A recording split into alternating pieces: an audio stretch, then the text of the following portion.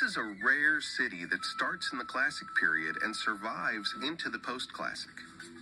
The ruins here are well preserved, and my old friend is going to show us around. Great to see you. This is my friend Juan Canul. I've known him for 20 years. We've had quite a number of adventures in the jungle and around here together. And I've learned a lot from this man, especially when it comes to Ekbalam. So he's agreed to show us around this place today, and I'm thrilled about it. The first feature is a series of walls that surround Ekbalam. They were built late in its history, and they're either defensive or just ceremonial. Big walls like this are never protecting nothing. There's a beautiful city in there, huh? Yes, it is, but the walls were not protecting anything, but they were used for defensive purposes. They were short, but they were just a foundation for something else to make them higher, to be able to be used for defensive purposes. This is the formal entryway into the ceremonial center, but it's a little different in its design than other kinds of these buildings that I've seen. The ramp is really unusual, and Juan can explain why it was built this way. Well, we have two different explanations about the ramp. One is that it could be for defensive purpose, working more or less the same way that the second wall did, slow down those who have been already able to get this far.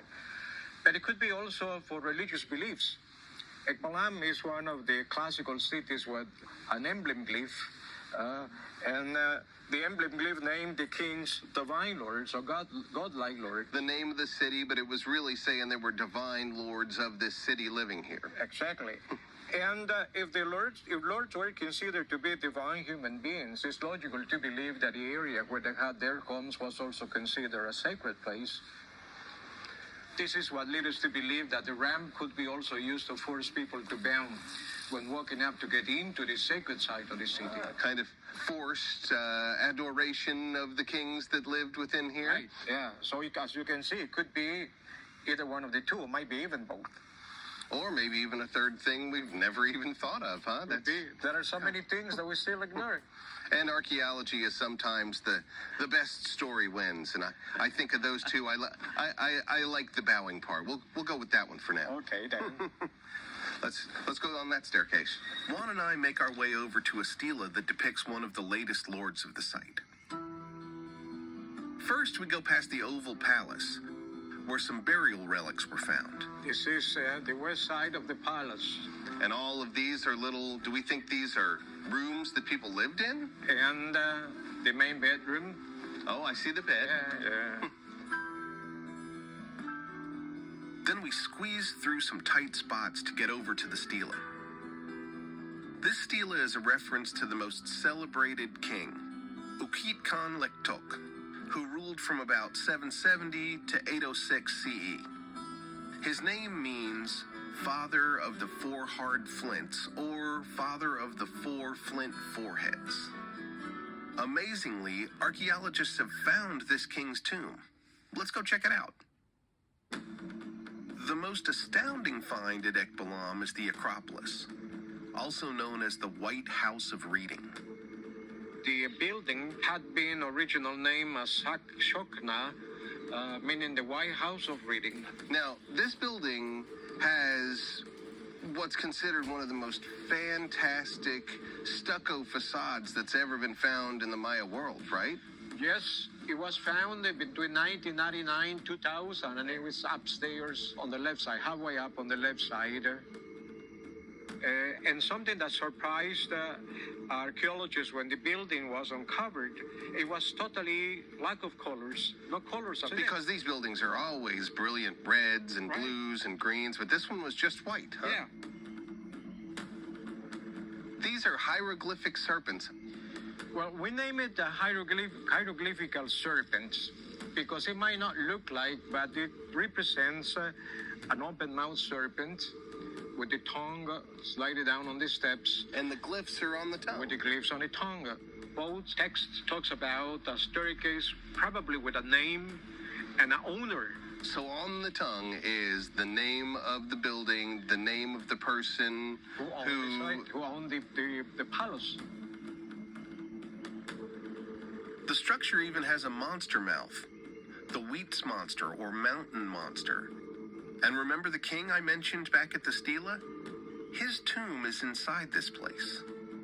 The owner was Ukit Khan Lektok, who was the same guy who's The one in the Stela in the front. Yeah, and the one found inside the tomb. The tomb. So the bones of the king were found inside that particular construction, together with two sacrificial victims, teenagers, and more than 7,000 different offerings made out of different materials together with the bones. Wow, all inside his tomb, huh? It was definitely the most fantastic discovery. I think in 2000 it was even considered the archaeological discovery of the year in Mexico. I have no doubt. I mean, it's miraculous that something preserved that well. Climbing the 106 steps to the top of Ekbalam's pyramid, with its commanding view of the peninsula, fills me with admiration for the people who built it. The hieroglyphs call pyramids Tun Wheats, or stone mountains. And that's exactly what this is. A mountain that the Maya built on the flat expanses of the Yucatan. Both to see out across their domain, but also to be seen and respected from miles away.